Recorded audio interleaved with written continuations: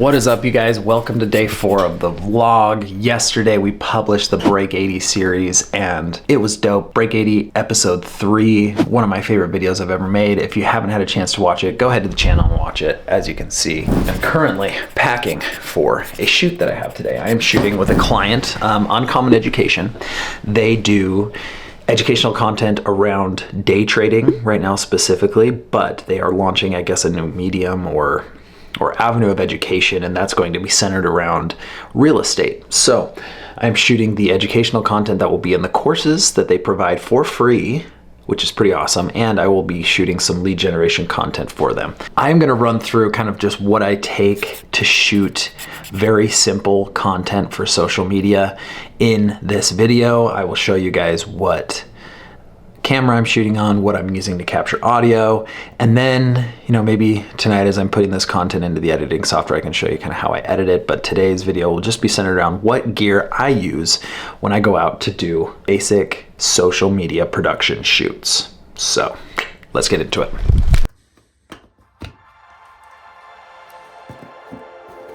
A few moments later. Got the setup with Dylan. Got the scripts. You ready to rock and roll? Let's get it. Let's go. Okay. This thing blows my mind, dude. I don't know how it works. Okay, so we're gonna run through that listing.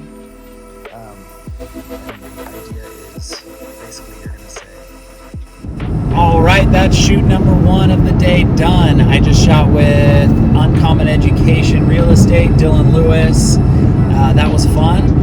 Shot some content for social. Now let's get to the office, let's get unloaded, get the footage uploaded, and get to the next meeting. This is a fun day, you guys. We're starting 2025 off with a bang. A lot of work to do, and I can't wait, you guys. I'm fired up. Let's go! All right, gang, just got back to the office, and I've got about 45 minutes till my next shoot. So as promised, I'm gonna show you guys the gear that I use for the clients that I work with as a full-time freelance content producer, specifically for social media. Now, first and foremost, I will switch to this camera here to show you guys, is an A7C. This is a very simple camera, and I use this microphone when I'm vlogging, but this is a very simple camera, very easy to use. That's why I love it, and I use Sigma glass, Sigma lenses. This is a Sigma 16, I believe, 16 to 35. And it's what I use 95% of the time, but we're back to this camera.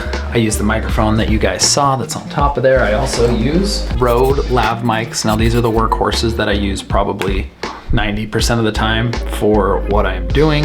They're fantastic. I've had them for like 4 years and they do a fantastic job. Now, if I'm on a project that I need a little bit of a beefed up audio source for, I've got a Zoom H4n recorder. I can either record straight into it here or plug in 2 XLR microphones, which I have one. I don't have it here with me, but I have one Rode mic, pod mic. It's an XLR microphone that I can use, or if I need additional microphones, I can rent them from somewhere like Pictureline, which is super cheap, and renting is a great way to go. Which actually, if I ever am on a project where I need an upgraded camera, something a little bit nicer than an A7C, I rent an FX3, which I've had one in the past and I've used it. It's a fantastic camera. It's probably my favorite camera, and if you guys support the channel, be my buddies, help me out, I might be able to buy one this year.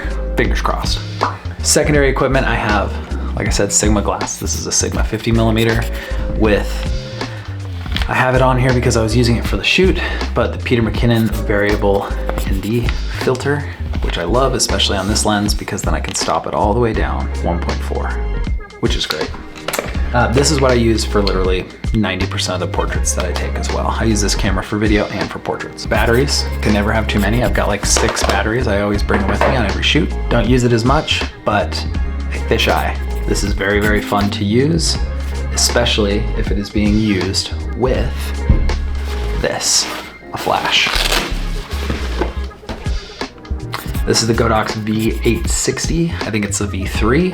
I love this flash because it doesn't take AA batteries. You can actually remove the batteries and charge them. I've had other flashes in the past that take AA's and they suck because the batteries run out very quickly. So I love this flash, especially paired with the fisheye. You can get some really fun portraits with this. Also got this cool little guy here. I think I'm actually gonna do a review on this camera specifically when I get my film back, because I've only had this for like 2 weeks. I've shot 2 rolls on it, but it is so fun for just documenting day-to-day life. It's a point and shoot. It's a half frame film camera. It's called the Ektar H35, which means you can put a 36 frame roll of film in here and get 72 photos out of it, which is awesome. Best bang for your buck film camera, in my opinion. Can't wait to see how the film turns out. But other than that, Peter McKinnon bag. Love this thing. Thank you, Space Station. The Pelican case, which I've had for years. I use this to hold my lighting.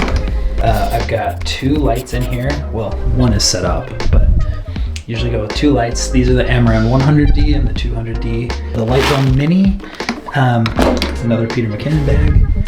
And I've also got, I don't know where it is, but some other light modifiers for the Amarans. And that's it. That's the gear. Now I just got it all out. Now I gotta put it back away because I've gotta head out of here in about 15 minutes to my next meeting.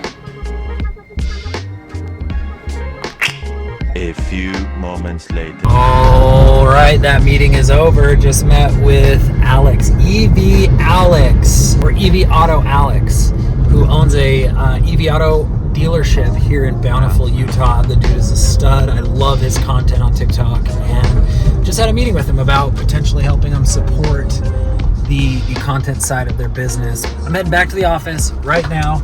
I've got one more phone call to make before we wrap up the vlog for today. This phone call is gonna set up what tomorrow's video is gonna be. I think y'all are gonna like it. Oh yeah. Thank you for calling Lakeside Golf Course. You intend to open up again January 2nd, weather permitting. That's today. If you'd like to make a tee time for that day, you can do so by going to lakesidegolfcourse.com.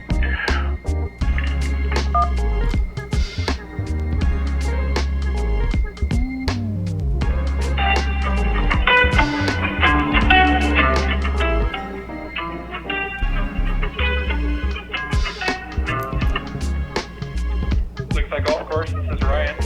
Hey, are you guys gonna be open tomorrow? Yeah, we'll be open. Sweet. Would it be possible to make a tee time for 2 people for 18 holes? What time? Probably around noon. I can do 12:40. 12:40? Uh-huh. Okay, that sounds great.